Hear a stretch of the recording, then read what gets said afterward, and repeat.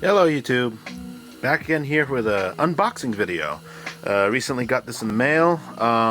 If you already probably read the title, you probably already know what this is, but let's get started.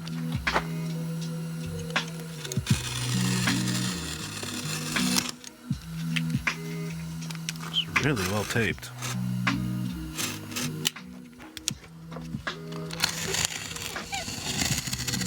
Hard to do this one-handed. That was really crooked. I don't know if I should be trusted with a knife. I feel like this is going to be one of those box inside of a box type of deals. And ooh.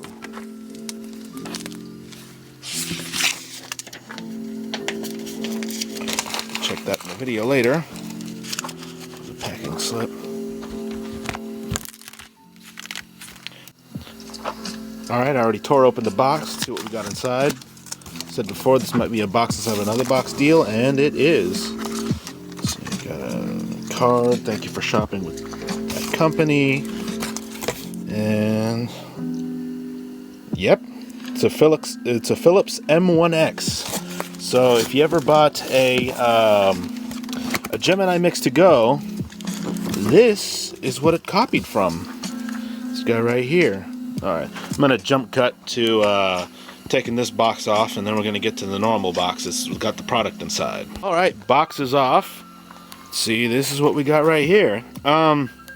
These things were released a couple years ago, and it was co-developed by, as it says right there, Armin van Buuren. You're probably familiar with like a song, or he does a lot of trance. Probably familiar with the song Blah Blah Blah. He goes, all we ever hear from you is blah blah blah. Yeah, he did that song, and it was co-developed with him, and really nicely packaged. It's an interesting box. Let's see, what do we have here? Let's see, let's flip the box over so we can read some of the things. See, it works with DJ2, which is now defunct, but I still have DJ2, so we'll be able to test it out with that. Has a controller, compatible, and this has got everything in a bunch of different languages.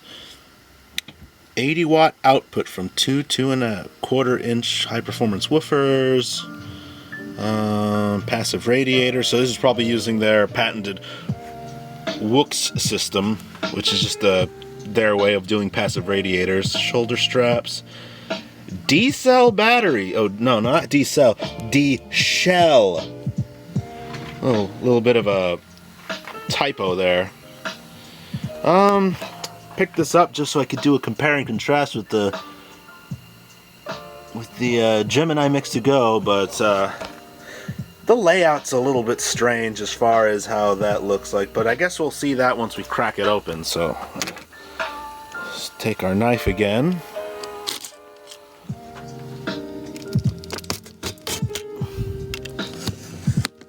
Careful.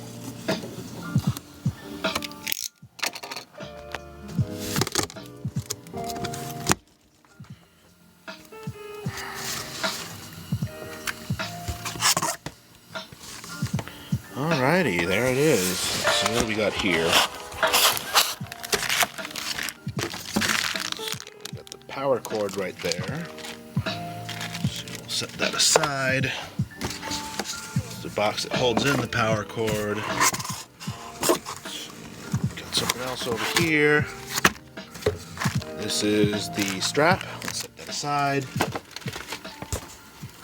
Let's see. Since it's kind of hard to do this one-handed, you probably want to see this thing come out. I'm going to have to jump cut to this thing being on the counter, and then we'll just take all the wrapping and all the styrofoam off of it. But so far, really well packaged. Just got this closed cell foam instead of just normal styrofoam to guard it. So this thing, I'm glad it survived UPS, because this thing was delivered on the eve of the Christmas. So thank God that UPS didn't bang this around too hard. Okay, so here's the unit out of the box. So inside the box at the bottom we have the instruction manual, and inside the instruction manual we get a 1/4 inch jack for adapting your headphones if you have the smaller 1/8 inch jack, or for plugging into the aux jack, because for some reason, I don't understand why, they used a 1/4 inch jack for the aux jack. Philips is being Philips. Alright, so we got a styrofoam here. I'll tell you one thing right now though, this thing is a lot heavier than the Gemini Mix-to-Go. I don't know if that is a standard for quality, but as far as I can tell, this feels already, and I haven't even unwrapped it, it already feels a lot more quality. I'm gonna have to jump cut for this. Seems like I can't really do this with one hand, or let's see if I can. Ah, magic tape.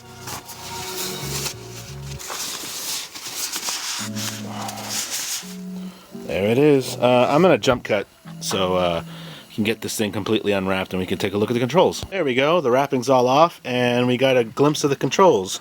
One thing I'll note about this over a lot of normal MIDI controllers, stuff like that, is that the layout's a little strange. You got your crossfader right here, which actually feels really smooth, and then in the center you have your level, your channel 1 and channel 2 mixer levels, which is weird, and then you got tempo right next to them. You could mess up really easily by hitting one of these instead of maybe hitting the volume slider and throw off the track and put it in completely chipmunk mode, which is something you probably don't want to do. You know what, let's turn this around. There we go. And see, you got your, ooh, that feels good. Nice and clicky. Play pause button right there. Your master volume right here. Sync. Your cue button so you can cue things up in your headphones and monitor everything. You got your EQ right up here, which is, I guess for the small, the small real estate, the very little real estate that they had to work with, this is okay. The platters feel smooth, but I really highly doubt that they're touch sensitive. They're probably set up to respond as soon as it monitors any kind of movement, because that's the one thing that the Gemini has over this, is that the jog wheels are touch sensitive. And here we have our inputs. As you can see, aux out is probably just an output, so you can hook up to either more. Yeah, they had a picture of this thing, a bunch of these linked together in a stack so you could have a PA system, but I doubt anybody would have bought that many of these to do that. It'd be redundant. And you have your aux in, which is a 1/4 inch. I don't know why they did that. I don't know why that's a 1/4 inch. Then in the middle you have your headphone output, which is, headphones at least come in 1/4 inch. What's that? Jog. Oh, the jog mode is probably so you can enable pitch bend mode or you can enable scratch mode. Again, as far as that goes, this is a pretty simple setup. One complaint that I have about it though is even though it's iOS only,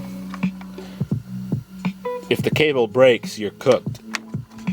As in, this thing ain't gonna function anymore if that cable is done for. So I'd have to open this up and see if that's replaceable. So I wonder if they just have a normal standard USB wiring on the inside of the controller and you can replace this cable with something else. That's a plus. That's a plus with the Numark the Numark Party Mix Pro, and with the Gemini Mix-to-Go, is that they're just using a normal USB cable, so you can just plug it in, and if that cable ever gets bad, you can just buy a new one and plug it in again. Now, you can probably see something wrong here, is that you're if you're mixing and you want to broadcast to the crowd, you don't want to broadcast to yourself. The speakers are aiming at you. I think, if I remember right, if I read the mail, yeah. Let's back up the camera a little bit.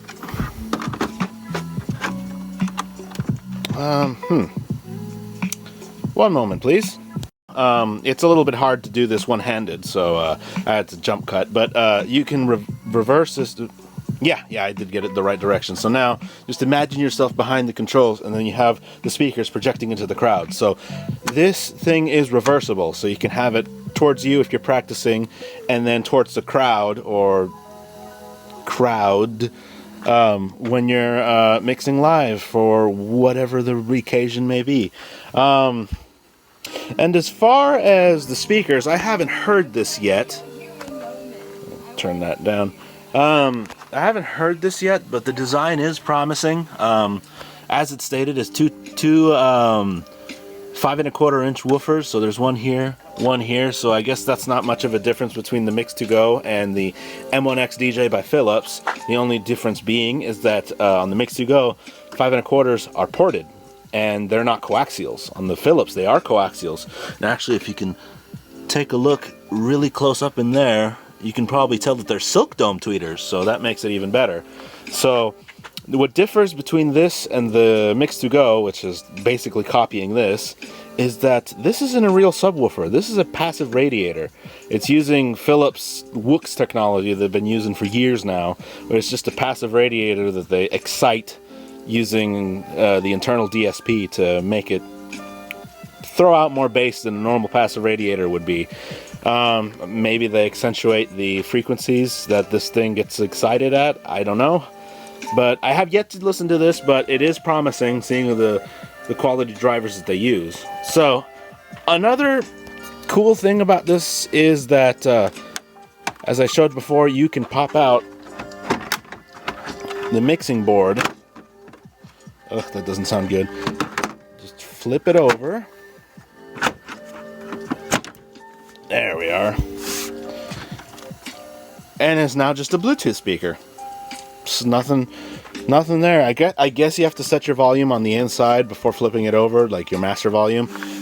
But you're not without connectivity options, because right here you have your aux out and your aux in and your Bluetooth pairing button. So you don't have to have the controller exposed to the elements when you're not using it, which is a plus, by the way, because that's one gripe that I have about the other two, is that there's no way to protect the deck when it's not in use. You just kind of have to put a piece of cloth over it or put something on top of it to keep all your knobs from getting bent or hit, or to prevent any kind of damage from happening from it. So it's kind of nice that you can do that with this one. So a lot of good ideas here. Too bad that's one thing too. This has been discontinued. I got this at a good price. I want to say around $200 is what I got this on Amazon. They were selling these for a little bit on eBay, but as far as I know, whenever you look for M1X-DJ on eBay, all that comes up are Phillips screws. Probably because the brand name is Phillips, but still, that's all that comes up. They used to be there, not anymore. As far as I know, they only sell these on Amazon, and it's just limited stock. There's not very many of these left, so I was lucky to pick one of these up at a reasonable price, because when these launched, they were like $400 or $500. I don't know if that would have been a good price for these, to be honest. And here's probably the killing blow to why this thing failed. And that's one thing that the Gemini and the Numark have that this doesn't. Rechargeable batteries. You have to, in order to take this on the go, 8 AA batteries. This ain't the 1980s anymore. I don't know what their decision was. I remember reading in a interview with Armin van Buuren when this thing launched that the reason he wanted AA D-cell batteries in this because you could swap them out once they run out. But the thing is, D-cell batteries don't last that long. I don't know what the thought process was behind this. Whoever that was, it should have been shot. Jesus. Well, that's another thing too, is that it's louder on it's louder on stock power, on mains power. It's louder on normal outlet power than it is on battery power. It severely reduces the power output when you're on the go, which kind of defeats the purpose. You kind of want all the sound you can get portably, but I don't know. I'll go into a more in-depth review for this thing after I've played around with it. But for now, that's the unboxing for this thing. This is Radio Raccoon signing out. Have a good one.